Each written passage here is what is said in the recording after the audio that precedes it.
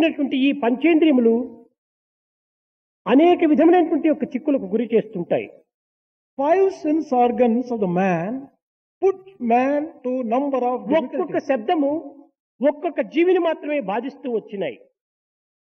A particular sound has a particular meaning.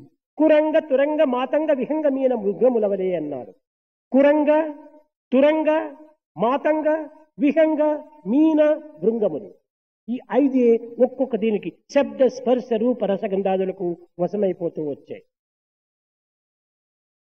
కురంగ శబ్దమునకు వశమయ్యేటువంటి జింక. Deer is a victim of sound.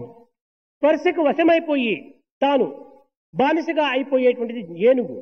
Elephant becomes a slave of the effect of touch. ఏనుగు యొక్క బలము ఇట్టిది అట్టిది ఎవరు చెప్పలేరు.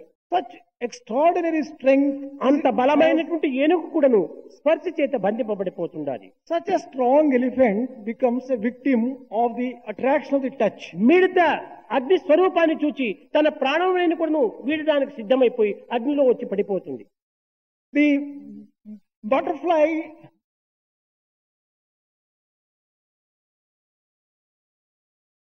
a particular worm, it is attracted by the fire and it flies into that and gets burnt.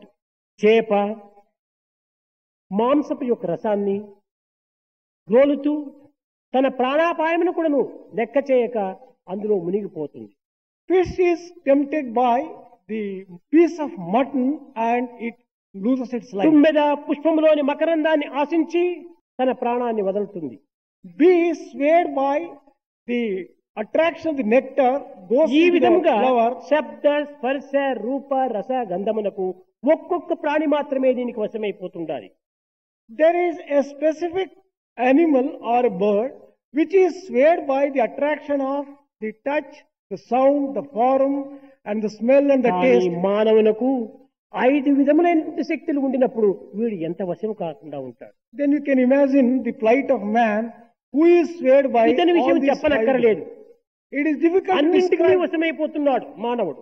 He is attracted by all these 5 things and swayed by them. మహా బలహీనుడైపోతున్నాడు మానవుడు. He is becoming rather weak.